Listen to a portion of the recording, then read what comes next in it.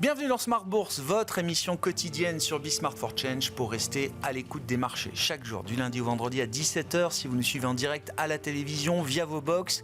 Émission que vous retrouvez chaque soir en replay sur bismart.fr ou encore en podcast sur l'ensemble de vos plateformes préférées. Au sommaire de cette édition ce soir, place à la micro et aux résultats d'entreprise, puisqu'on a parmi les grandes capitalisations boursières européennes qui ont publié leur point d'activité. SAP, le roi du logiciel en Europe, qui est la vedette du jour sur les marchés européens après une excellente publication des objectifs qui ont été relevés encore pour l'exercice en cours. SAP bondit de l'ordre de 5% et marque un nouveau plus haut historique aujourd'hui en séance. À l'inverse, on notera la dégringolade d'Eurofins Scientifique, la valeur du CAC qui a publié son chiffre d'affaires ce matin. Les attentes étaient plus élevées que la publication d'Eurofins Scientifique qui voit son cours de bourse décrocher d'une dizaine de pourcents. Vous aurez tous les détails de ces publications dans un instant avec Pauline Gratel. Et puis le marché va suivre encore d'autres points d'activité d'entreprise, Vivendi, L'Oréal qui vont livrer leurs chiffres ce soir après la clôture en Europe. Et puis d'autres encore tout au long de la semaine, puisqu'on a quasiment une vingtaine de sociétés du CAC 40 qui auront publié leurs points d'activité ou leurs résultats à l'issue de cette semaine. Et puis bien sûr l'autre gros morceau du moment, à 2 semaines de l'élection présidentielle américaine, quel est le poids de Trump dans les marchés aujourd'hui, puisque c'est l'hypothèse Trump qu'il faut peut-être considérer à ce stade. En tout cas, le marché, lui, semble s'être préparé plus que jamais à une victoire de Donald Trump. Si l'on en croit, par exemple, les marchés obligataires, alors qui sont soumis à plusieurs forces concomitantes, mais on voit des taux longs américains à 4,20%, ce qu'on n'avait plus vu depuis le début de l'été. À quelques jours effectivement de cette élection présidentielle américaine. Discussion à suivre sur ces sujets avec nos invités de Planète Marché dans un instant.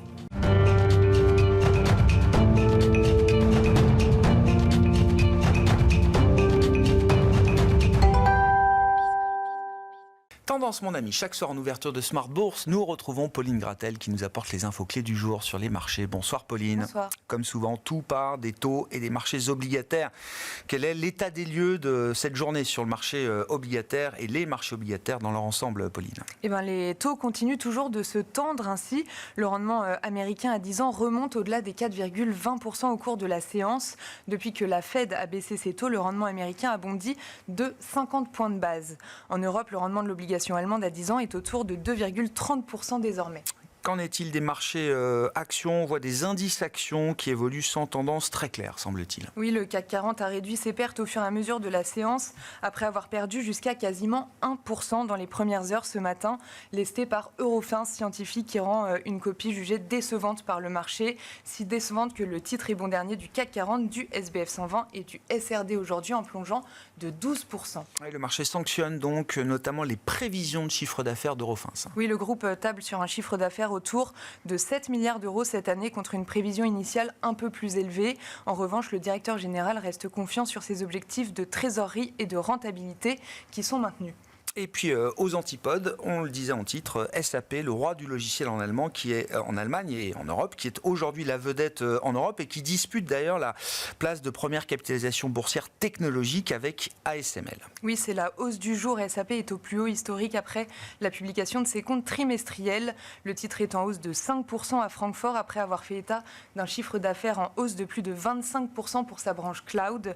Le bénéfice opérationnel dépasse de 10% les attentes des analystes. Selon le président, c'est l'IA, le moteur de croissance clé de ses activités. Et puis au sein du Dow Jones américain, parmi les groupes qui publient aujourd'hui, on notera que 3M relève ses objectifs annuels. Oui, après un trimestre meilleur que prévu, les ventes ajustées ont progressé de 1% en données organiques sur le 3e trimestre. Le bénéfice net, lui, s'établit à environ 3,4 milliards de dollars sur la période. Le titre ouvrait en hausse avant de finalement évoluer à la baisse de 3%. Et puis il y a des sorts divergents au sein de l'industrie automobile. On a vu que General Motors, aux États-Unis, dépassait lui aussi les attentes sur le trimestre écoulé. Oui, sur le 3e trimestre, le constructeur américain fait état d'un bénéfice net stable à 3 milliards de dollars. Le chiffre d'affaires est supérieur aux attentes et en hausse de 10% sur la période. Ces résultats s'expliquent grâce à une reprise en Chine et à des prix supérieurs à la moyenne. Le titre ouvre en hausse de plus de 5%. Un coup d'œil sur le programme de demain. Qu'est-ce qui fera l'actualité de la séance pour les investisseurs, Pauline? Donc demain, le programme micro sera chargé. Déjà, Les investisseurs arbitreront les résultats de L'Oréal et Vivendi. Aux US, on attend ceux de Tesla, Boeing, IBM et Coca. Et en France, on regardera les résultats de Thales, Kering, Michelin, Carrefour et Air Liquide. Côté macro, le livre de la Fed sera publié et la décision monétaire de la Banque centrale du Canada est attendue. Livre beige de la Fed, effectivement, à suivre demain soir. Merci beaucoup, Pauline. Pauline Gratel avec nous chaque soir en ouverture de Smart Bourse pour vous livrer les infos clés du jour sur les marchés.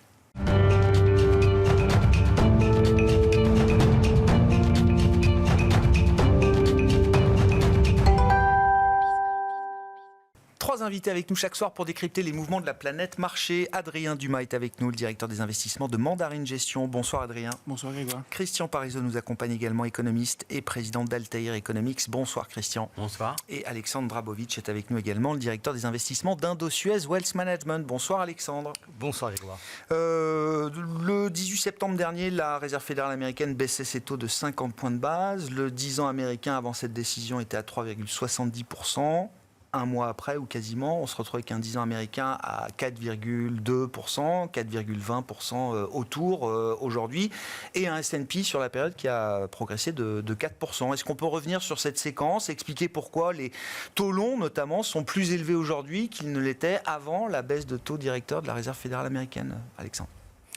Moi, j'y vois en fait finalement deux explications assez simples. La première, c'est que depuis l'été où on s'est vraiment inquiété sur l'économie américaine, notamment sur le front de l'emploi, on a quand même eu une amélioration à la fois des chiffres du chômage qui finalement montrent que l'économie américaine va bien. On a même eu le taux de chômage qui est repassé de 4,25 à 4,05. Donc on est sur les décimales, c'est vrai, mais néanmoins c'est une belle amélioration. Première chose, l'emploi s'améliore. Deuxième chose, même les ventes au détail se sont améliorées. Donc on voit bien que finalement que le consommateur américain se porte plutôt bien. On a toujours cette résilience au niveau de la consommation. Et puis quand on regarde aujourd'hui les prévisions du PIB pour le troisième trimestre qui vont bientôt sortir, on est pratiquement à 3%. Oui. Donc on est quand même très très loin d'une situation de peur de récession. Donc finalement, peut-être que le marché était allé trop loin dans son pessimisme et donc dans son anticipation des baisses de la taux Fed. Parce que finalement, la Fed n'a jamais bougé dans l'histoire. Elle a toujours dit que ça sera entre 3 et 4 baisses. Mais le marché est allé à dire non, les taux vont aller en dessous de 3% fin 2025.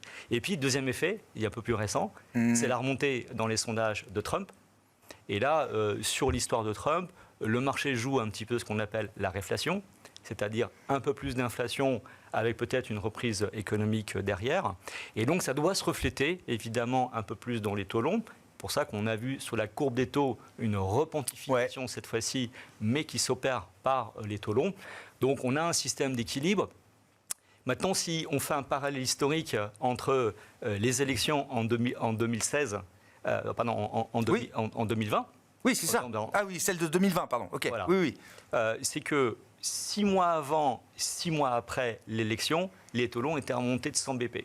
Donc finalement, on a fait la moitié du chemin aujourd'hui. Si toutefois la trajectoire se confirme avec une victoire Trump, le marché évidemment s'ajuste, ou peut-être qu'on a plus d'inquiétude aujourd'hui sur les taux longs que sur la trajectoire boursière. Ah ouais. Bon, le marché et la Fed sont réconciliés aujourd'hui de ce point de vue-là ou pas encore, enfin sur les baisses de taux encore à suivre potentiellement de la Réserve fédérale américaine. Est-ce que le marché s'est réajusté au message de la Fed ou est-ce qu'il y a encore un hiatus? Moi je pense qu'il s'est réajusté aujourd'hui. Le marché s'est réajusté à peu près à 3,5 fin 2025. D'accord. C'est également nos anticipations chez Indosuez. On avait même plutôt accentuer nos baisses de taux pour 2025 à 3,5, mais pas aller jusqu'à 3%, justement parce qu'on est toujours sur un scénario d'atterrissage en douceur de l'économie, voire même un redécollage de l'économie américaine. Ouais. Donc là, c'est également quelque chose qu'il faut surveiller. Je pense que de manière générale, le marché a beaucoup hésité entre l'atterrissage en douceur et un atterrissage dur. Ouais. Mais on voit aujourd'hui se dérouler potentiellement de plus en plus un scénario de non-atterrissage. No landing. De no landing, redécollage, je ne sais pas comment on peut le dire en français.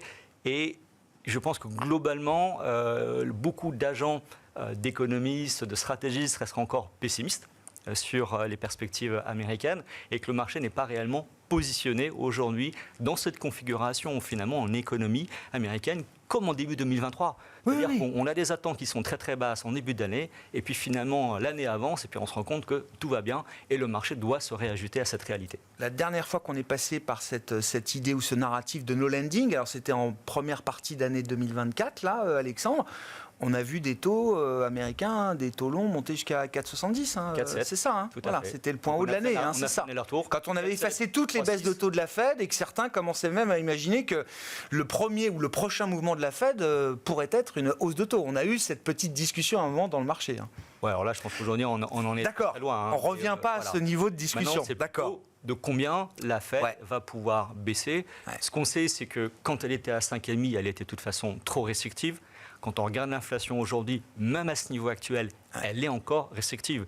Et je rappelle que la Fed a un double mandat. Dans ses statuts, elle le dit, c'est maximiser l'emploi avec une stabilité des prix. Mais maximiser l'emploi vient en premier. Christian, qu'est-ce qui se joue là sur les marchés obligataires en ce moment entre la décision de la Fed le 18 septembre dernier et évidemment l'élection présidentielle du 5 novembre? Non, ça a été dit, c'est-à-dire que les statistiques américaines nous ont surpris. C'est vrai qu'on était sur le mois de juillet qui était un peu en deçà des attentes, avec des révisions à la baisse de l'emploi qui avaient été assez importantes de la part du BLS, parce que le BLS aime bien réécrire un peu les histoires, et donc on avait des éléments assez négatifs. Ce qui a fait penser à certains membres du FOMC, a priori, hein, du comité de politique monétaire de la Banque centrale américaine, ça leur a fait même penser qu'il y avait un risque de retournement du marché de l'emploi, hein, et c'est ce qui explique en grande partie cette précipitation d'une baisse de 50 points de base. Alors, ils ne sont pas seulement responsables de la remontée des taux, c'est surtout avant tout les indicateurs économiques qui restent très forts aux États-Unis, il faut quand même le souligner. C'est peut-être pour ça aussi que les marchés actions réagissent si peu à cette remontée des taux. Parce que si je vous dis que la croissance est plus forte, même si les taux remontent, ce n'est pas du tout la même chose si je vous dis qu'il y a un ralentissement et que les taux montent. Là, on n'est pas du tout sur le même effet en termes de valorisation pour les marchés. Après, il y a quand même un élément qui est quand même aussi un élément de soutien, quoi qu'il arrive, pour les marchés actions face à cette remontée des taux, c'est le fait que la Banque centrale américaine maintenant doit prendre en compte une inflation beaucoup plus faible. Ça veut dire qu'aujourd'hui, elle a des taux réels qui ont beaucoup remonté depuis. C'est-à-dire qu'aujourd'hui, le niveau des taux directeurs, même baissés de 50 points de base, sont beaucoup plus élevés en termes réels qu'au début d'année. Donc ça permet quand même de dire que la Banque centrale n'a pas besoin de remonter les taux. Ce qu'on n'avait pas au début d'année, parce qu'au début d'année, si on avait eu une réaccélération de l'économie et de l'inflation, on pouvait se dire qu'à ce moment-là, la politique monétaire, ça faisait baisser les taux réels, n'était pas assez restrictive, on pouvait mettre. Là, on n'est plus du tout dans cette optique. Au pire, il faut rien. Si vous êtes vraiment très boule pour l'économie américaine, tant que l'inflation ne marque pas de reprise très marquée, et je ne parle pas de l'inflation globale, je parle plutôt du noyau dur, de ce qui est vraiment lié à l'équilibre offre-demande, tant qu'on n'a pas de réaccélération de l'inflation, il n'y a aucune raison pour que la Banque centrale remonte ses taux. Donc, pour l'instant, ça donne aussi une bonne visibilité. Alors, le seul bémol... On peut imaginer un stop and go dans le cycle de baisse de taux de la Fed? Ils y étaient là-dessus il y a encore quelques mois. Il y a quelques mois, ils avaient dit on baissera les taux, pas forcément de manière continue, progressive. La BCE était aussi sur ce côté-là, mais la BCE là est en train de... On voit que les plus colombes sont sur... Maintenant, ils nous reparlent sans vraiment le prononcer, le mot de déflation. Donc la BCE est un peu plus inquiète que la Banque centrale américaine parce que ça a été dit, 3% de croissance. Est-ce que vous vous inquiétez sur la croissance que vous avez 3? Alors après, est-ce qu'on ajuste? C'est nécessaire parce qu'il ne faut pas laisser les taux réels trop élevés et risquer de casser la machine, mais ça veut dire qu'on va rester au-dessus, entre guillemets, du taux neutre. Alors, toute la question, quel est le niveau du taux neutre? Alors ça, c'est un gros débat. Ils nous l'ont remonté parce qu'il était à peine à 2,5 il y a encore quelques temps. Maintenant, sur le dernier CEP, on est à 2,8. On est à 2,8. Pour moi.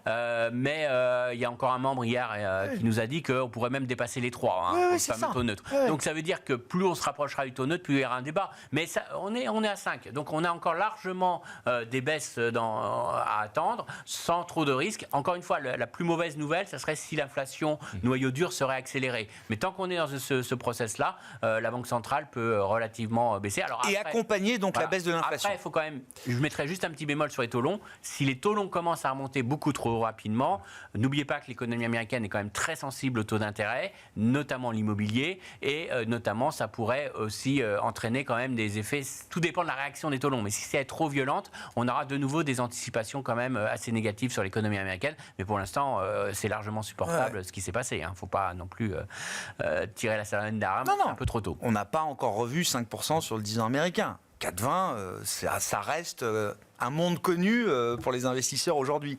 Le rôle de Trump dans tout ça, dans cette baisse des marchés obligataires et cette remontée des taux moi, il me semble Adrien très important. J'entends effectivement que les indicateurs économiques américains étaient plutôt bons. L'indicateur de surprise économique, effectivement, est en hausse régulière depuis le mois de juillet. Ça, c'est sûr. Mais on est quand même passé d'un scénario où on anticipait un sweep démocrate à un sweep républicain qui est d'une probabilité assez importante. Et avec, entre-temps, quand même, Donald Trump qui a tenu des propos sur le protectionnisme un peu nouveaux. On connaît le Trump protectionnisme vis-à-vis de la Chine, en tout cas avec un ennemi déclaré qui est la Chine. On l'a entendu de manière très véhémente sur l'Europe, sur le Canada, sur le Mexique, qui sont quand même des partenaires économiques importants des États-Unis, et avec des risques, inflationnistes importants si on remet en cause un peu les accords commerciaux qu'on a avec ces pays-là. Donc oui, je pense que ça a clairement accentué la trajectoire sur les taux. Je rappelle que dans l'histoire des 30 dernières années, il n'y a eu que 2 sweeps républicains. Donc vague rouge, vague rouge en l'occurrence, le deuxième républicaine. mandat de George Bush fils et le premier mandat de Donald Trump. À chaque fois, c'est 50 bips de taux minimum sur les 6 premiers mois de hausse sur le 10 ans. Donc, je ne sais pas quel sera le résultat et je ne sais pas comment réagiront les marchés le 6 novembre. Mais des taux, le 10 ans américain qui réagit assez violemment à un sweep rouge le 6 ou le 7 novembre, ça serait un scénario pas tout à fait... Sur quelle considération? C'est les tarifs en premier lieu. Toute la sphère économique s'accorde pour dire que des tarifs, c'est inflationniste par nature. C'est inflationniste. Une politique migratoire contrôlée, c'est aussi inflationniste. Donc ça apporte effectivement un nouveau scénario qui n'était clairement pas celui qu'on avait en tête effectivement il y a 2 mois, où on avait un candidat démocrate plutôt en avance et pas ces débats autour effectivement de toutes ces politiques inflationnistes. Donc ça change fondamentalement quand même la perspective sur les taux à court et moyen terme. C'est vrai que les dernières attaques, alors c'était la semaine dernière, il était à l'Economic Club de Chicago, je crois, rediffusé par Bloomberg. Il parle, moi je l'ai entendu beaucoup parler, et comme vous dites, de l'Europe, des Mercedes allemandes, etc. Enfin, il revient sur cette obsession de voir trop de Mercedes sur la 5e avenue à New York. Le Mexique, s'il faut mettre des tarifs jusqu'à 2000%, il n'y aura pas une voiture assemblée au Mexique chinoise qui passera la frontière. Et même pour être bien dans le monde de Trump, il le dit aussi clairement que ça. C'est-à-dire, nos alliés ont plus profité de nous sur le plan commercial que nos ennemis. Bon. Oui, non, c'est une vraie posture. Alors après, on connaît Donald Trump, il a des mots toujours très forts, et puis après, on arrive à quelque chose d'un peu plus pragmatique. Ça a été quand même sa méthode entre 2016 et 2020. En tout cas, là, quand on pose fondamentalement les faits, il y a quelques estimations qui ont été faites. On estime que l'impact sur le BPA aux États-Unis, ça pourrait être de l'ordre de 3-4% de ces mesures tarifaires. Et là, par contre, on a les impacts potentiels sur la trajectoire d'inflation, et les économistes qui parlent de 60, 70 bips, 80 bips supplémentaires sur le 10 ans. Donc, c'est pas neutre. Ouais. Et donc, pour le marché action, ce ne sera pas forcément une bonne nouvelle. 2016 avait été au-delà des premières heures, un peu agité, le marché action avait trouvé ensuite un sens assez directionnel à la hausse, quoi. Tout à fait. Après, c'est aussi beaucoup de relatifs. On a, dans la même période qu'on analyse là depuis le mi-septembre, on a quand même un marché américain qui a nettement superformé tous les autres marchés, avec en plus un dollar qui s'est renforcé. Donc l'Europe a pris du retard, le Japon a pris du retard. On parlera de la Chine, il y a eu un peu d'embellie, mais dans l'ensemble, ça a pris du retard par rapport au marché américain. Donc on voit bien cette prépondérance de, oui, aux États-Unis, on va mettre tout en place pour relocaliser, recréer une dynamique, accentuer le Make America Great Again, qui a quand même donné de bons effets entre 2016 et même qui continue à perdurer jusqu'à aujourd'hui. Donc est-ce que c'est très négatif pour les actions américaines à court et moyen terme que les taux avec cette politique très protectionniste soit mise en place? La question est ouverte. Est-ce qu'on est toujours dans l'idée que l'exceptionnalisme américain permet tout, permet encore Trump demain à la Maison-Blanche avec potentiellement un congrès républicain, ou est-ce qu'il y a quand même des limites à cette idée-là pour le marché aujourd'hui, Alexandre? Ce qu'on peut dire aussi, c'est que sur l'histoire des tarifs, il va y avoir beaucoup d'annonces. Je pense que Trump aime évidemment choquer l'opinion et faire un peu le buzz sur les réseaux. Là-dessus, il est très bon. Mais il y a quand même des forces de rappel aux États-Unis. Donc je rappelle quand même que le président américain a quand même un congrès et qu'il y a quand même beaucoup de tarifs douaniers qu'il faut faire passer par le congrès.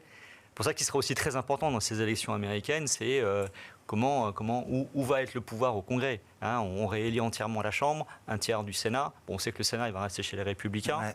On verra en fait pour la Chambre des représentants. Mais c'est vrai qu'il peut voter sur des tarifs douaniers importants en évoquant une compétition de la Chine qui est au détriment des règles internationales. Il peut invoquer une menace également sur la sécurité nationale, mais en dehors de ça, il va quand même être très très limité et challengé. Il ne peut pas tout faire non plus. Donc attention, entre les effets d'annonce et ce qu'il peut réellement faire, il y a quand même une démocratie aux États-Unis, il y a quand même des institutions.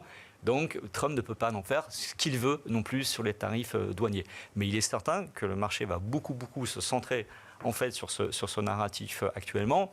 Maintenant, si on prend un tout petit peu de recul aussi, parce qu'il y a, on va dire, ce court terme, quelques semaines avant. Il y aura un après 5 novembre. Oui. Je ne sais pas si ce sera le 5 novembre, sinon ou s'il va falloir attendre moi. Moi, je dis toujours, la macro et les fondamentaux des entreprises reprendra un petit peu le cycle, le dessus aussi. Voilà. Bon. Et de ce point de vue-là, il n'y a pas. Oui, on revient à la discussion précédente, mais le cycle économique américain reste quand même, pour l'instant, sur une dynamique porteuse, quoi. Il est très très bon. Prévision de croissance, même sur 2025, sur la croissance américaine et aux alentours encore de 2%. C'est ça, 2,2 là, c'est les dernières projections du FMI pour 2025, États-Unis, 2,2. Optimiste, mais donc on reste toujours sur l'exceptionnalisme américain. On reste encore sur des investisseurs et notamment les investisseurs américains qui restent quand même très investis sur leur marché, à commencer par les entreprises elles-mêmes. Ce chiffre qui est quand même incroyable, je le disais encore ce matin, c'est que sur l'année 2024, le chiffre global des rachats de titres aux États-Unis, c'est 1000 milliards.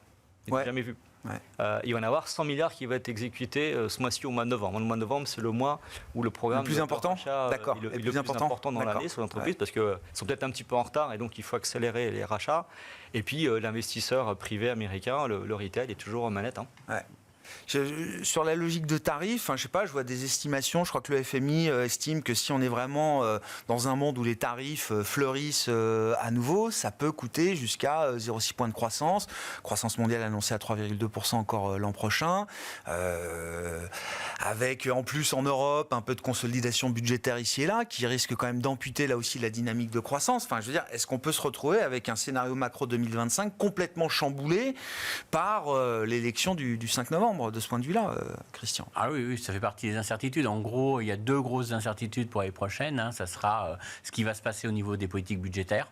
Et ça, on oublie la monétaire, on passe maintenant au budgétaire, parce que le monétaire, quoi qu'il arrive, on n'a pas trop de risques, à part véritablement s'il y avait une reprise de l'inflation très forte aux États-Unis. Et puis derrière, ce que je voudrais dire aussi, c'est qu'on mesure mal aussi comment va réagir l'économie américaine à toutes ces politiques budgétaires aussi, et européennes aussi, mais ça c'est sur notre angle. Mais aux États-Unis, je vous prends un exemple, là il y a une enquête qui a été faite par la Fed de Richmond, qui nous indique que 30% des entreprises américaines ont gelé leurs investissements, leurs embauches en attendant les résultats des élections et elles réagiront en fonction. Alors, dans le bon côté des choses, on pourrait dire ça peut rebondir très vite parce que ces 30% peuvent de nouveau embaucher et investir s'ils sont contents, mais à l'inverse, et ce qui ça peut être 30% de moins. Voilà, ce qui les inquiète beaucoup, c'est que la hausse des droits de douane ne pourra pas être répercutée aux consommateurs. Et ça, c'est la grosse différence qu'on a par rapport à il y a quelques mois. Il y a quelques mois, quand on avait des hausses de coûts, on le passait aux consommateurs et on voit que maintenant, ça ne passe plus du tout. C'est très différent. Alors, c'est vrai que le consommateur, il a touché le chèque du Trésor et qu'il a accepté les hausses de prix. Il avait des cartes bancaires, c'était facile d'utiliser la carte bancaire et maintenant ils ont des taux d'intérêt à 20% sur leur carte bancaire et donc c'est très difficile de creuser encore plus l'utilisation des crédits à la consommation. Donc on a le levier du pricing power est épuisé. Il est épuisé, donc ça veut dire que derrière ces politiques, on peut avoir des réactions assez étonnante qu'on n'anticipe pas de l'économie américaine parce que si véritablement il y a un durcissement et une hausse des coûts pour les entreprises, certaines entreprises vont se dire je vais commencer à licencier, je vais commencer à réduire mes effectifs et là on pourrait avoir paradoxalement un double effet récessif. de l'inflation et de l'autre récessif parce qu'on aurait le marché du temps. Alors bon courage pour la Banque centrale américaine.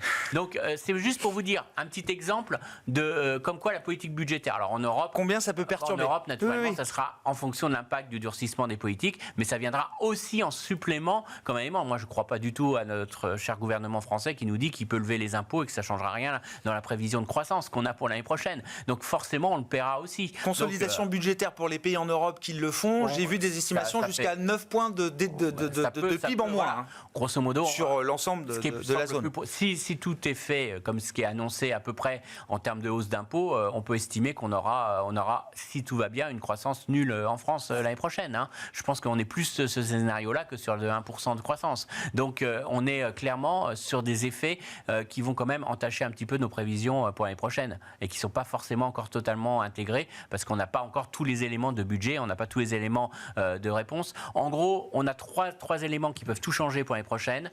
Est-ce que la Chine redémarre réellement ? Bon, ça, chacun On va en discuter. On va en discuter. Qu'est-ce que donneront les élections en termes de politique budgétaire aux États-Unis et quelle sera l'ampleur des durcissements de politique budgétaire en Europe ? Eh ben, ces trois éléments aujourd'hui, on n'a pas de visibilité encore pour nos projections 2025. C'est pour ça que c'est très difficile à faire pour l'année prochaine en termes de projections économiques. D'accord avec le comportement des entreprises là face à l'idée ou l'hypothèse d'une résurgence inflationniste, sans même aller jusqu'à une inflation qui remonterait jusqu'à 10%. Adrien, mais d'accord avec l'idée que le levier du pricing power a été épuisé dans la première vague d'inflation et que le consommateur, pour plein de raisons, supportera plus de hausse de prix à l'avenir ? Enfin, dans un avenir proche. Oui, en tout cas, effectivement, c'est un levier qui a extrêmement bien fonctionné. Après, il y a beaucoup d'industries dans lesquelles, en fait, ça a recomposé la chaîne de valeur. C'est-à-dire que c'est pas forcément que des arbitrages par rapport à des produits ou des matières premières qui vont être imposées par les tarifs douaniers. Je prends la chaîne de valeur du semi-conducteur. Aujourd'hui, elle s'est complètement refondée autour d'un axe, américain-japonais, qui a complètement changé la donne. Pourquoi est-ce qu'ASML a publié des très mauvais chiffres ? C'est parce qu'ASML a perdu pas mal de parts de marché par rapport à d'autres fabricants de machines, soit américains, soit japonais, qui ont réussi et qui sont en dehors des restrictions sur le déploiement de certaines technologies. Donc je trouve que les entreprises se sont très très bien adaptées. Elles sont effectivement un peu le pied sur le frein par rapport aux élections, ce qu'elles font traditionnellement quand on regarde ce qui se passe les 6 mois précédant une élection. Toujours on a un petit ralentissement de la vague d'investissement. On était sur un rythme de capex extrêmement important, en très forte accélération alors, sur le remanufacturing, la relocalisation. C'est très aux États-Unis, c'était vrai aussi au Japon, dans d'autres zones géographiques où il y avait une vraie réaccélération. Donc je suis pas étonné qu'il y ait un petit coup de frein, mais je trouve que les entreprises se sont déjà préparées et adaptées parce que l'arrivée de Donald Trump peut commencer à être probable et que la recomposition effectivement des chaînes de valeur est complètement en cours. Ouais. Sur la Chine, Alexandre, vrai ou faux signal ? Bon, il y a eu un signal de marché. Est-ce qu'il peut être suivi et est-ce que ça peut devenir aussi un signal macro pour la suite, au moins pour l'histoire de 2025 ? Écoutez, on a plutôt une vue assez positive de ces dernières mesures en fait en Chine. Je pense qu'il faut vraiment le prendre cette fois-ci au sérieux. Dit autrement, on avait cette situation en 2023 où chaque mesure incrémentale décevait le marché et que chaque rebond en fait sur le marché chinois, les investisseurs en profitaient pour alléger ou en sortir. Donc je pense qu'aujourd'hui, tout le monde est sorti de la Chine. Je pense que le monde entier aujourd'hui n'est plus investi en Chine, sauf une partie de l'Asie et des Chinois. Là, aujourd'hui, quand on voit les effets d'annonce, je pense qu'il y a un changement fondamental dans ce que moi j'ai essayé de nommer les Chinomics, en référence à Abenomics, ce qu'a fait le Japon en 2014 avec son Premier ministre, avec les fameuses 3 flèches. Donc là, on a eu la première, la flèche monétaire, qui est relativement puissante et qui est vraiment cette fois-ci dans le but de restaurer la confiance. Peut-être différent en fait dans le message aujourd'hui, c'est pas forcément d'augmenter la croissance, c'est d'abord restaurer la confiance. Et puis il y a cet accompagnement fiscal. Donc on a commencé à avoir les premières mesures. Alors je pense que la communication est graduelle. On sent bien que les autorités chinoises... C'est le compte-goutte, la stratégie du compte-goutte. Non, je ne pense pas que ce soit du compte-goutte. C'est vraiment... On va les détailler au fur et à mesure qu'on va les mettre en place et on ne va pas un effet d'annonce, on fait 10% de PIB one shot. Non, il y a vraiment cet aspect, je veux redonner confiance. Quelque chose de maîtrisé, donner l'impression quelque chose de maîtrisé, de contrôlé. Et puis surtout, redonner confiance en recréant de la richesse parce qu'on sait que les ménages chinois ont perdu beaucoup de richesse par l'immobilier, ils en étaient beaucoup trop dépendants. Donc il faut recréer de la richesse, de la confiance, créer de la richesse. C'est pour ça qu'il y a beaucoup de mesures aujourd'hui qui sont directement dirigés vers le marché boursier. Je redonne ce chiffre qui est quand même phénoménal au niveau de la Chine. Ils ont donc donné la possibilité aux entreprises chinoises, institutions chinoises, d'aller emprunter jusqu'à 70 milliards pour faire des rachats de titres. Des rachats de titres. Donc même en Chine, on commence à procéder à des rachats de titres. Et on a eu des annonces, par exemple, le vendredi, il y a déjà 20 grandes entreprises chinoises qui ont dit « Ok, on va commencer à prendre cette facilité et procéder à du rachat de titres. » Ça, c'est nouveau. Dans le paysage chinois, c'est nouveau, ça. On va dire que en termes de mesures capitalistes, c'est vraiment la mesure la plus extrême de ce qu'on opère et qui est très décriée, même en France. Vous voyez, on va faire des taxes aujourd'hui pour le rachat de titres. La Chine va même dans cette direction-là. Donc il y a vraiment une volonté de créer un floor, en fait, un plancher sur le niveau des valorisations des entreprises chinoises redonner confiance. Et c'est là aujourd'hui où on a cet aspect fiscal qui rentre en compte. Maintenant, il manque quelque part cette troisième flèche qui est plutôt des réformes un peu plus structurelles, notamment l'inclusion financière, le développement de l'épargne, qui manque crucialement encore sur le marché chinois pour créer finalement une vraie culture d'investissement sur le marché. Et quand vous dites que vous êtes positif, ça veut dire que vous attendez cette troisième flèche ou que les deux premières vous suffisent? Je pense qu'aujourd'hui, ça a enclenché. Je pense que c'est difficile d'aller contre le mouvement. Enfin, nous-mêmes, chez Indosuez, on est relativement positif depuis un bon bout de temps sur les émergents, avec beaucoup de frustration quand même depuis quelques temps. Aujourd'hui, ces mesures, c'est bon pour la Chine, mais c'est bon pour le reste de l'Asie. Donc en fait, on voit tous les émergents qui commencent à redécoller. On a même vu des flux sortants du Japon. Parce qu'on voyait à une certaine époque, les gens utilisaient les investisseurs. C'était le Not China. On investissait tout ce qui n'était pas Chine en Asie. Le Japon, l'Inde, etc. Il y avait l'Inde, mais ça c'est vraiment une histoire à part. Je pense que personne n'a envie de sortir dans l'Inde. Donc aujourd'hui, si on veut se réexposer sur les émergents, qu'est-ce que j'ai en portefeuille que je pourrais arbitrer? Je vais peut-être sortir du Japon, qui a très très bien performé, et je vais peut-être mettre un peu plus d'émergents. Alors il y a beaucoup de flux sur les actions chinoises, mais c'est des flux qui viennent des fonds domestiques, ça ne vient pas des flux internationaux. Les fonds émergents qui globalement sont encore très sous-exposés à la Chine en grande majorité, ils vont devoir réduire en fait cette sous-pondération. Donc ça va créer une première vague. Ce qu'on n'a pas encore vu, par contre, c'est un retour au sens général des investisseurs sur les fonds émergents et notamment les investisseurs américains qui restent encore en retrait. Mais ça, vous l'anticipez. Il y aura ce retour de flux à un moment possible vers la Chine. Voilà, si on y réfléchit bien, les émergents, c'est 11% des indices globaux. Donc vous êtes investisseur américain et vous voulez commencer à diversifier en dehors des États-Unis. Est-ce que vous allez sur l'Europe? Bon, peut-être pas, parce qu'on a quand même beaucoup de problèmes en Europe.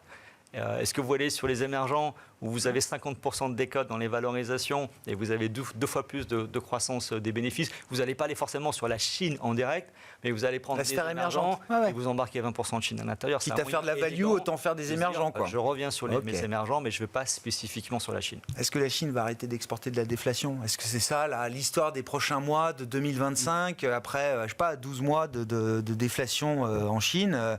Est-ce que cette mécanique-là peut être stoppée? Mais en tout cas, c'est ce qui a fait, à mon avis, le plus réagir le gouvernement chinois. Parce que encore en juillet, ils nous vendaient une reprise par les exportations. L'idée était relativement simple. Je stimule mon industrie, je les aide. Alors sous le plan, il faut saturer les capacités de production. Je les aide, ils augmentent leurs exportations. Du coup, ils embauchent et du coup, ça va relancer la demande intérieure. Donc, c'était pas du tout l'idée. Je résous mes problèmes internes, je stimule ma demande intérieure. C'était l'idée. Je relance par l'exportation et on voit que ça atteint les limites. Ouais. Et les principales limites, alors c'est peut-être le fait qu'on met des barrières douanières, mais je pense que c'est pas ce qui a fait le plus peur au gouvernement chinois, c'est le recul des profits des entreprises chinoises. Et ça les a beaucoup inquiétés parce que les entreprises chinoises n'ont pas réussi à exporter autant que ça. Elles ont des taux d'utilisation et de capacité de production très très basses. Alors ça pénalise lourdement l'Allemagne puisqu'ils ne leur vendent plus de biens d'investissement parce qu'il n'y a pas de nécessité pour l'instant. Et derrière, ils se sont aperçus que les profits baissant, un mouvement de déflation s'installant, là ils étaient dans un risque majeur sur leur économie. Et que ça à la japonaise quoi. Voilà, alors donc je pense que c'est ça qui les a fait changer de stratégie. C'est pour ça que je suis assez d'accord. Il y a un changement profond de stratégie. À prendre en compte. À prendre en compte. C'est-à-dire que ce n'est pas un effet d'annonce seulement, il y a un changement profond de stratégie. Et je pense qu'un des éléments qui est peut-être passé un petit peu inaperçu, c'est le fait que le gouvernement s'est engagé à atteindre son objectif de croissance, quel qu'en soit le prix. Whatever it takes. Le mot, Whatever it takes. Copyright Mario Draghi, parce que ce terme a été beaucoup utilisé depuis, mais le vrai whatever it takes, ça reste Mario Draghi, juillet 2012. Oui, mais il y a un peu de ça quand même. Dans leur communication, il y a un peu de ça. Et donc, ça veut dire, ils feront des chiffres qui montrent qu'il y a 5% de croissance. Mais on ne se met pas en face. Mais on ne se met pas en face parce qu'ils ont quand même la flexibilité budgétaire nécessaire.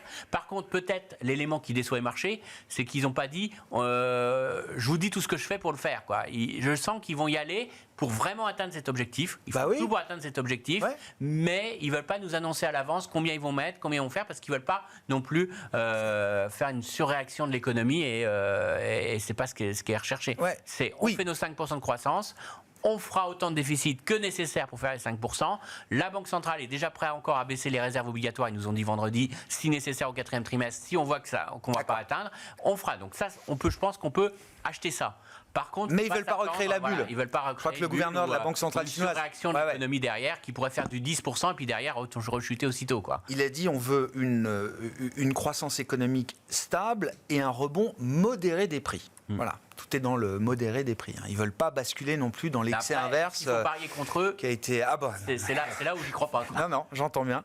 Sur la Chine, qu'est-ce que vous dites et qu'est-ce que ça peut avoir comme impact alors sur les marchés globaux? Est-ce que c'est une histoire de 2025 et est-ce que ça peut être une histoire pour des entreprises européennes qui ont beaucoup souffert, qui ont beaucoup été pénalisées par ce facteur chinois ces dernières années, Adrien? Alors, oui, je pense que ça peut être une histoire 2025. Je pense quand même que dans la volonté d'égrener progressivement les réformes, il y a aussi l'attente de savoir qui sera de côté administration américaine, parce que ça change quand même un peu la donne entre, même si, j'allais dire, l'administration Biden comme l'administration Trump ont progressivement monté les barrières douanières vis-à-vis de la Chine. Je pense qu'ils ont quand même plus à craindre d'une administration républicaine qu'une administration démocrate. Donc je pense que la puissance du bazooka dépendra aussi un peu de qui est côté américain. Après, les moteurs, j'allais dire, d'innovation, de différenciation et d'export sont pas là. La vague de l'IA, qui est la nouvelle grande innovation qui est en train de se déployer sur la planète, pour l'instant, la Chine est en dehors du jeu. À ce point ils ont en tout cas des difficultés à accéder aux matières premières, aux puces de Nvidia, même si Nvidia en fabrique certaines à destination de la Chine. Donc on sent bien que pour l'instant, en tout cas, ils sont en retard. Tous les grandes réussites industrielles sur le véhicule électrique, toutes les technologies liées à la transition écologique, les barrières douanières sont là et pour l'instant, ils ont du mal à les exporter aux États-Unis, progressivement l'Europe, mais aussi des barrières douanières. Donc j'allais dire, l'attrait pour le marché chinois reste très centré sur l'indice de la tech chinoise. C'est celui qui a été historiquement le plus volatile et qui a eu le mieux performé. On a du mal à voir quels seraient les composants aujourd'hui, les industries qui naîtraient de cette innovation et qui permettraient à la Chine de retrouver une attractivité. Je rajoute à ça que je pense que les investisseurs internationaux et particulièrement les investisseurs américains considèrent aujourd'hui que la Chine est quasiment non investissable. C'est-à-dire que ce qu'on a vécu pendant de l'entrée de la Chine dans l'OMC jusqu'à 2020, j'ai du mal à le voir se répéter. Et l'attrait de manière générale pour la Chine, c'est aujourd'hui un pays qui est d'un point de vue militaire, autrement plus armé que ce qu'il était avant, avec une volonté d'expansion géopolitique, et qui change un peu la donne sur la perception qu'on a en tant qu'investisseur américain, que les fonds de pension américains, par exemple, ont vis-à-vis de la Chine. Donc je ne vois pas le même attrait pour les investisseurs internationaux d'investir sur la Chine. On a politisé l'investissement en Chine, d'une certaine manière. Clairement. C'est pas juste l'idée d'une embellie conjoncturelle qui va complètement modifier cette façon de penser des investisseurs globaux aujourd'hui. La Chine, depuis de nombreuses années dans mes portefeuilles, c'est un sujet de discussion permanent avec les investisseurs qui se disent un minimum responsable, qui ont ce sujet en tête dans leurs allocations. Donc voilà, après que 2025 soit une fenêtre d'opportunité, oui, c'est possible. De nouveau, je pense qu'il y a encore quelques questions qui sont sur la table, et notamment qui sera à la tête de l'administration américaine. Oui, non, mais il y a plusieurs plans possibles, j'imagine, peut-être pour l'après 5 novembre côté chinois. Mais quand vous avez vu le luxe rebondir de 30% parce que Pékin multiplie les annonces, qu'est-ce que vous vous dites? Le marché fait fausse route. D'ailleurs, on a vu que les valeurs du luxe ont très vite rendu la performance. D'accord. Oui, moi je pense, pour le coup, c'est pas le bon play. C'est pas cette manière-là qu'il faut jouer la Chine. Toutes les industries européennes très exposées à la Chine aujourd'hui sont soit très dans le manufacturing, et on l'a dit tout à l'heure, la relocalisation, le remanufacturing se fait au détriment de la Chine, en faveur des États-Unis, du Japon, de la Corée et peut-être même de l'Inde, qui devient une plateforme potentielle de production pour les pays occidentaux. Et la consommation, il y a un vrai message de favoriser la consommation locale. Donc oui, j'ai du mal à voir en quelle mesure ça va être un soutien pour des industries européennes qui ont très longtemps bénéficié du débouché marché chinois, et aujourd'hui j'ai du mal à voir quel va en être le driver et le moteur. Un mot des résultats d'entreprise. Là, vous évoquiez l'IA. Je veux bien qu'on dise un mot de SAP. C'est quand même peut-être aujourd'hui la plus grosse tech européenne. Alors, je crois que ça se bataille à quelques milliards près entre ASML, après le décrochage d'ASML, et SAP aujourd'hui, qui a été un rouleau compresseur boursier tout au long de l'année. Ça doit prendre 30% ou peut-être plus au plus haut historique sur l'ensemble de cette année. Est-ce que c'est le signe que la dimension logicielle dans la grande thématique IA prend de plus en plus de place? Il y a eu les GPU, l'infrastructure, l'énergie qui va avec. Est-ce que le marché est en train de basculer vers d'autres dimensions autour de l'IA? Oui, bien sûr, le côté applicatif est certainement la prochaine vague de déploiement de l'IA. C'est effectivement, est-ce que dans tous nos outils quotidiens, dans la gestion d'une entreprise, on va pouvoir déployer effectivement des solutions intégrant nativement l'IA. Et on a suffisamment de pistes, et j'allais dire même un peu plus que de pistes, pour se dire que oui, il y a des applicatifs qui vont être monétisés, qui vont être rentables, enfin qui vont pouvoir permettre de créer de la rentabilité pour ceux qui déploient ces applications. Non, la question est encore sur la table. C'est un peu la D'accord. question qui a animé les marchés dans le courant du mois de juillet, où s'est posée la question de la monétisation et de tous ces investissements, de la course menée par les 5 grands leaders de la tech, qui pour l'instant visent à avancer leur pion et à, j'allais dire, matérialiser un leadership, mais dont la monétisation viendra dans les années à venir. Donc c'est encore un acte de foi, quoi. Pour l'instant, oui. Et on attendait beaucoup, on en avait parlé ici, je crois, il y a un mois, le lancement de l'iPhone 16, oui. qui était celui intégrant des premières solutions d'IA. Bon, pour l'instant, Pas pour nous, c'est quoi, en pas tout cas. vraiment là. Non, je crois qu'on n'a pas d'IA à la dans fois, l'iPhone 16, nous. les applicatifs d'IA sont un peu décevants et les Ah ouais. ventes de l'iPhone sont plutôt décevantes. Donc, oui, ça reste une question ouverte. Mais oui, le sens de l'histoire, c'est que cette technologie se déploie par les applicatifs et par les logiciels. Et effectivement, SAP a plutôt bien réussi sa migration vers le cloud. Hein. C'est quand même une entreprise qui a été beaucoup challengée entre 2020 et 2022 avec un tout nouveau management très jeune dont on attendait, le marché attendait plus grand-chose. Et l'exécution est effectivement remarquable depuis 3 ans. Donc voilà, c'est un retour sur le devant de la scène. Il y a eu un retournement. Je ne dirais pas encore que de ce c'est point de un vue-là. leader de l'IA. Non. le prix Mais Simon partant effectivement d'un positionnement qui était un peu dépassé il y a quelques années maintenant. Sur l'IA, les logiciels, SAP. Oui, alors après, c'est aussi. SAP parce que versus on n'a ASML. pas beaucoup de choix d'investissement en Europe sur ce secteur-là. Donc, c'est vrai que les gérants n'ont pas le choix. C'est-à-dire que si vous ne pouvez pas jouer sur Microsoft et que vous êtes obligé d'investir en Europe et vous voulez jouer la thématique de l'IA, vous êtes un peu obligé de surpayer peut-être ces valeurs-là. ASML était très clairement survalorisé, mais parce que c'était le seul moyen de jouer le Nvidia européen, entre guillemets. Parce qu'on voit et on a vu que c'était pas la même chose. Donc ASML se retrouve pénalisée parce qu'elle est la seule valeur en fait à pouvoir apporter on l'a payé très cher parce qu'on ne pouvait pas de l'IA dans les portefeuilles européens. Quoi. Et clairement, on s'est aperçu que finalement, il y avait aussi d'autres problèmes, d'autres problématiques qu'on avait un petit peu sous-estimées derrière tout ça. Et je pense que SAP, c'est un peu la même chose. Oui, SAP profite très clairement de l'IA, mais ça reste une petite partie de son activité. Et c'est pas du tout la même chose par rapport à un Amazon, enfin, la partie Amazon Web Service, je parle, et puis ou un parti Microsoft qui ont nettement, ou même à son niveau, au niveau de Facebook. Donc c'est pas du tout la même chose quand on investit sur ces valeurs américaines qui sont beaucoup plus exposées, beaucoup mieux pointues sur ce segment-là, qui profitent beaucoup plus de l'intelligence artificielle. Moi, par exemple, je vous prends l'exemple de Meta. Meta, là, on a quand même, au moins, vous y croyez ou vous y croyez pas de l'intelligence artificielle, mais au moins Meta a montré que par l'intelligence artificielle, ils contournaient le gros problème qu'ils avaient eu, c'est-à-dire que l'interdiction tout ce qui était tracking, notamment via Apple, et maintenant ils ont un modèle d'intelligence artificielle qui permet de cibler en fonction de votre comportement que vous avez sur les réseaux sociaux, et donc ils savent votre âge, votre sexe et tout ça en fonction de ce que vous regardez. Oui, mais il n'a plus besoin de vous traquer, il n'a plus besoin de savoir qui vous êtes. Grâce à l'intelligence artificielle, il peut de nouveau cibler la publicité. Donc on peut dire que pour Meta, l'intelligence artificielle a un élément, parce que tout le monde... Il y a une application. Voilà, il y a une application et qui rapporte, puisque ça lui permet de cibler. Et ça, c'est même un avantage aujourd'hui, parce que tout le monde pouvait mettre un petit tracker sur votre ordinateur avant, et parce que c'était facile, c'était pas coûteux. Là, maintenant, il faut avoir tout le background de cette intelligence artificielle, et donc Meta dit, voilà, mes concurrents, j'en ai plus parce que je suis en train de les écraser grâce à ça. Donc, c'est quand même un investissement qui est porteur. Donc ça, avant qu'en Europe, on ait des sociétés qui offrent la même chose, on voit que ça sera très compliqué. Donc, bon, après, il y a d'autres manières. L'énergie Schneider, c'est peut-être une entreprise IA. C'est le même niveau Schneider. Que là, vous jouez... Vistra est la première performance boursière du S&P 500. Vistra, ils font de l'énergie propre et du nucléaire. Vous jouez la thématique Nvidia, c'est-à-dire que vous avez soit la thématique, je joue l'investissement pour mettre les centres de données, la capacité de calcul, et après vous avez la deuxième phase qui sera la thématique, je joue les éditeurs de logiciels qui profitent de cette capacité de calcul pour le monétiser. Et c'est là ce qui a été dit, c'est-à-dire que ça, on est encore dans un point d'interrogation, est-ce que ça sera rentable? Mais de toute façon, la première partie, elle est là, parce qu'il y a des investissements massifs. Donc vous pouvez jouer déjà le fait qu'on vend les pelles. Après, on verra si on trouve de l'or. Ouais. Ça sera autre chose. Vistra, plus 250% depuis le 1er janvier, alors que Nvidia ne fait que plus 180%. C'est pas la même taille d'entreprise. Hein. Je pense que Vistra doit être 100 fois plus petit que Nvidia aujourd'hui. Comment on se positionne en termes d'investissement là pour le compte des clients privés aujourd'hui, Alexandre? Est-ce qu'on reste dans une logique pro-risque ou est-ce qu'on a envie d'être exposé, d'organiser ou de réorganiser les portefeuilles peut-être aujourd'hui?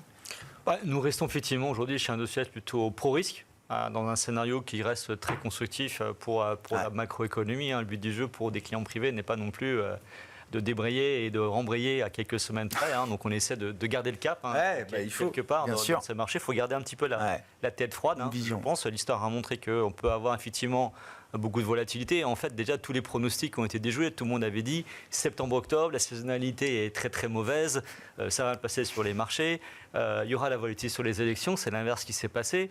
On a un petit peu ce phénomène aujourd'hui, et moi je le sens même sur certains clients. Quand le marché commence à baisser, ils disent « Ah, enfin, c'est normal que ça baisse ». Et puis quand il commence à remonter, ils disent « Mais j'en ai pas assez ». C'est pas possible, ça remonte déjà. Ça remonte déjà. Donc cet été, la recovery en V du marché a été spectaculaire. Il fallait m'attraper. Ça a été fallait être là le 5 août. Très court. D'où le fait que quelquefois, finalement, la décision de ne rien faire et de garder son cap, c'est peut-être finalement la meilleure. Maintenant, il faut garder effectivement toujours en tête que sur les élections américaines, il y aura certainement beaucoup de chamboulements au niveau sectoriel. Ça peut être plus que la direction du marché, c'est plus la décomposition sectorielle. Et puis c'est surtout aussi entre les grandes capis et les petites capis. Ça, c'est un deuxième axe que nous avons pris en fait sur nos gestions de portefeuille. C'est pas qu'on a sorti ce qu'on avait sur les grandes capitalisations, c'est-à-dire qu'est-ce que j'ai en portefeuille aujourd'hui que je n'ai pas ou qui est sous-évalué et qui a un potentiel de rattrapage. On sait que les petites capitalisations aux États-Unis sont en très très fort décote. Alors, il y a une raison aussi, il y a 40% de la cote qui n'est pas profitable, mais vous avez quand même beaucoup de valeurs de qualité au sein des petites capitalisations, et nous pensons qu'elles sont attractives, et on voit une diffusion de cette performance aujourd'hui. Donc c'est une façon de jouer la diversification au sein des États-Unis en repondérant peut-être un petit peu les secteurs, les petites capitalisations, et continuons à penser que la meilleure diversification après les États-Unis, ça reste... C'est les émergents. Donc on a ce moteur émergent qui est en train de s'allumer. Il nous manquait l'État Chine. On arrive à la fin de l'émission, on n'aura pas beaucoup parlé de l'Europe avec tout ça. La logique action, ou je sais pas, peut-être que c'est bon signe pour demain, j'en sais rien, si plus personne en parle. Peut-être qu'à un moment... une bonne surprise. Le stock 600 est au plus haut historique. Malgré tout. Qu'est-ce que logique action? Est-ce qu'il y a des choses qui changent là, un peu en profondeur et qui méritent d'être réajustées peut-être dans les stratégies Non, vous avez parlé du nucléaire, c'est un sujet... nucléaire qui malheureusement quand même est en termes de non-coté d'entreprise avec de la vraie rentabilité et peu européen. Il y en a beaucoup aux États-Unis, il y en a beaucoup des nouvelles aux États-Unis aussi, avec toutes ces technologies autour des réacteurs nucléaires. C'est Google, je crois, qui va fabriquer lui-même ces petits SMR, je crois. Avec Kairos. Oui, mais bien sûr. Je vais très vite dans l'histoire. Mais... Le premier est prévu pour 2026. C'est une technologie General Electric Toshiba, donc grand spécialiste historique du nucléaire. Il va être dans l'Ontario. On verra si ça fonctionne. Mais ça arrive. Donc les GAFA vont relancer le nucléaire dans le monde. Ça répond à un besoin des demandes d'électricité. Aujourd'hui, il n'y a pas un projet de centre de données dont la première contrainte, c'est s'assurer que la production électrique soit au rendez-vous. C'est d'ailleurs ce qui fait certainement l'attractivité de l'Espagne aujourd'hui en Europe, qui a une capacité de production électrique extrêmement importante avec des panneaux solaires. Et des projets de data center qui se comptent en dizaines de milliards d'euros en Espagne aujourd'hui. L'Espagne est devenue extrêmement attractive. Le marché espagnol est à plus 20% depuis le début de l'année. Booming. Exactement. C'est devenu un pays où on a eu fait un peu de réforme et en plus un peu d'attractivité industrielle. Un exemple à suivre, c'est le bon élève espagnol en Europe. Et juste pour conclure sur l'énergie, on me donnait ce chiffre quand Microsoft a contracté sur 20 ans pour récupérer l'énergie produite par la centrale de 3 Mile Island, qui va être ouverte pour cette occasion. Ils ont contracté, coût de transmission compris, à $130 du mégawattheure. Aux États-Unis, le prix de marché, c'est entre la côte Est et la côte Ouest, c'est à 40, 50, $60. Ils payent 2-3 fois le prix du marché pour accéder à cette énergie propre pendant 20 ans. Propre et puis stable, surtout. Oui, bien sûr. On connaît les avantages du nucléaire, je crois. C'est ça qui est joué de plus en plus. Merci beaucoup, messieurs. Merci d'avoir été les invités de Planète Marché ce soir. Adrien Dumas, Mandarine Gestion, Christian Parizeau, Altair Economics et Alexandre Drabovic, Indosuez Wealth Management.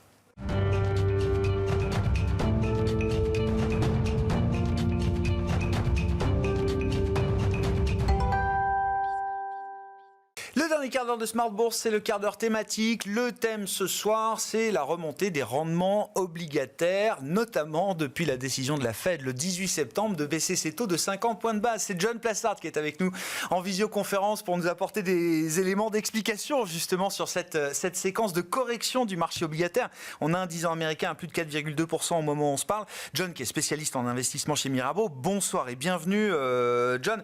Est-ce qu'on est au point où on va revivre cette discussion de marché qu'on avait eue en début d'année?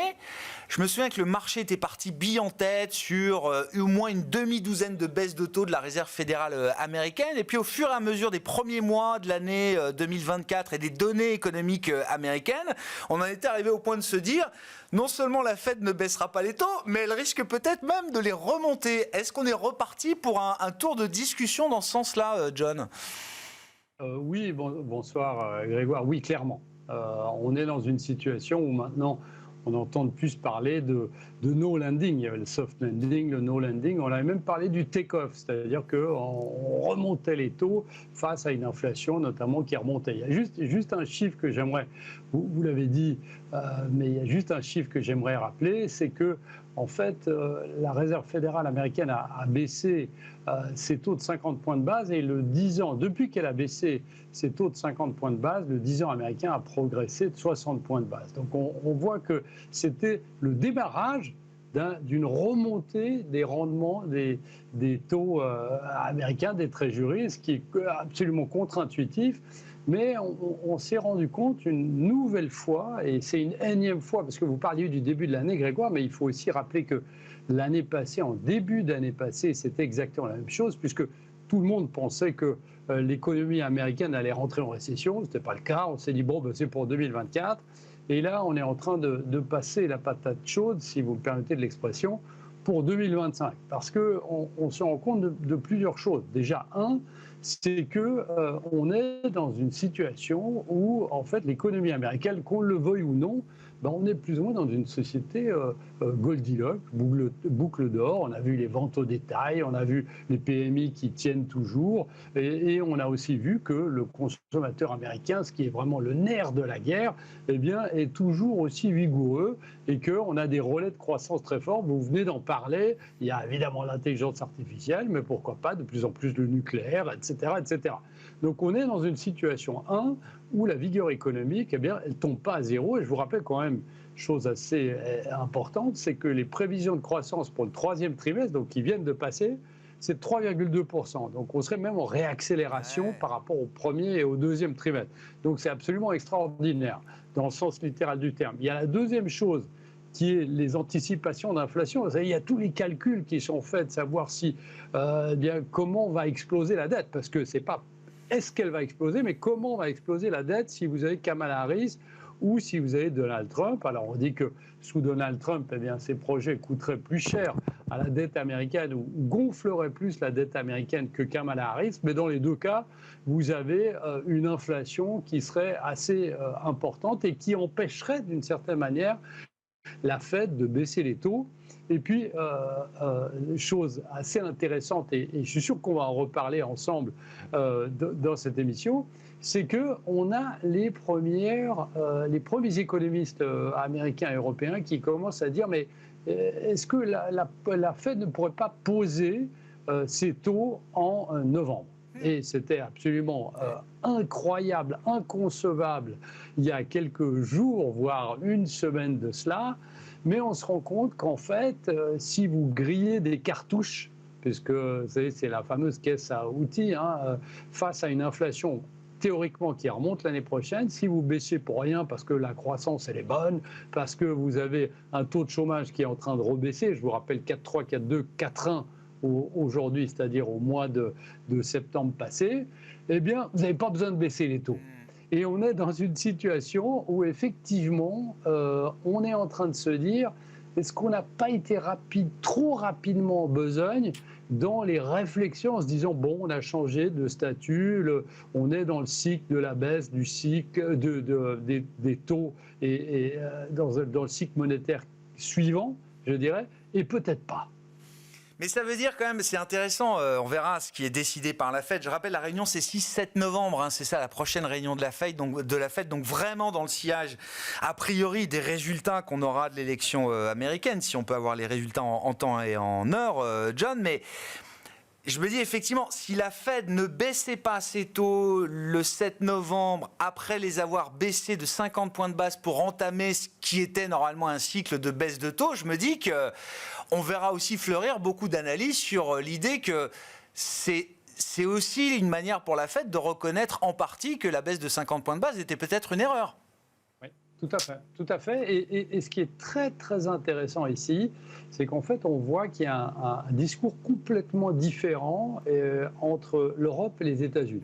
C'est-à-dire que les États-Unis, on se dit que 50 points de base, c'était beaucoup trop.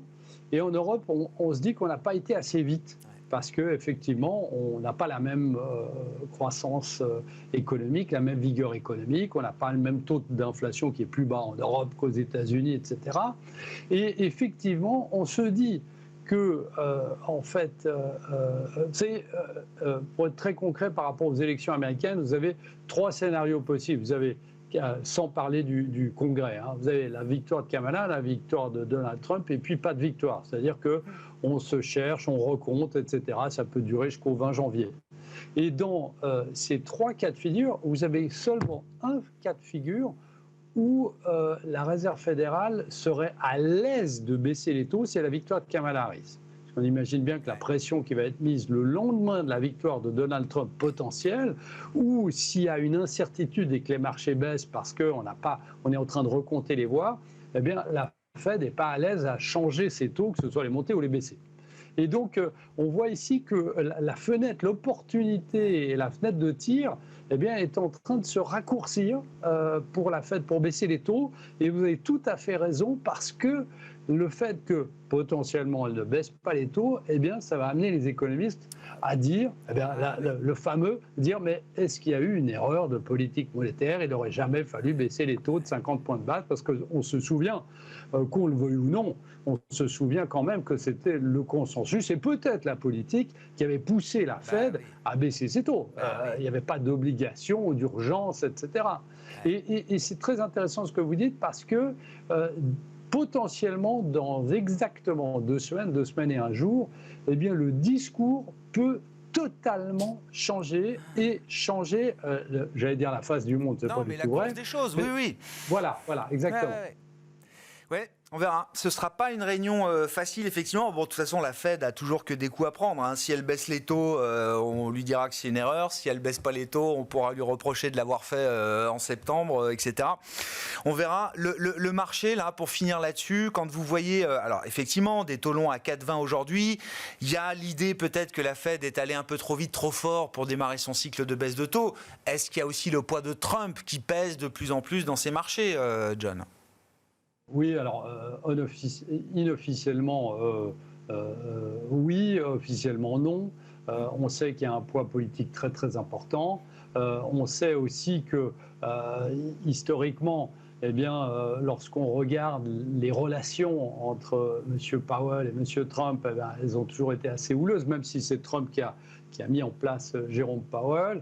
Il l'a dit d'ailleurs la semaine passée en disant qu'il n'avait pas monté les taux assez rapidement, et puis après, il les avait pas baissé assez rapidement. Bon, il dit tout et n'importe quoi, mais bon, en fait, ce qu'il dit, c'est qu'il a tort. Et je vous rappelle quand même une chose, c'est qu'il a aussi dit la semaine passée que Jérôme Powell avait un métier très simple, puisqu'il venait travailler seulement 1 jour par semaine, 1 jour par mois, pardon, et qui prenait une pièce et qui faisait pile ou face pour savoir ce qu'il fallait faire avec les taux. Donc on voit et on imagine là que la relation, il a même dit qu'il tenterait de le destituer, mais évidemment il ne peut pas le faire sans qu'il y ait une faute grave. Donc il ne fait pas ce qu'il veut non plus, même s'il devait avoir le Congrès entier républicain. Mais effectivement, on ne peut pas mettre de côté l'aspect politique et l'aspect, évidemment, de cette volatilité qui n'est pas là. Vos invités avant l'avaient très justement dit, qui n'est toujours pas là, mais qui, si on est dans cette configuration où Donald Trump gagne, où il y a un recomptage, eh bien, évidemment, la volatilité va monter. Il y aura forcément une lecture très politique des décisions de la Fed et même presque une lecture personnelle entre Donald Trump et Jérôme Powell. Merci beaucoup, John. John Plassard qui était avec nous, l'invité de ce dernier quart d'heure de Smart Bourse pour évoquer ces taux obligataires qui se tendent à nouveau depuis quelques semaines maintenant et à quelques jours de l'élection présidentielle américaine. John Plassard, spécialiste en investissement chez Mirabeau, était avec nous donc en visioconférence pour ce quart d'heure thématique de Smart Bourse ce soir.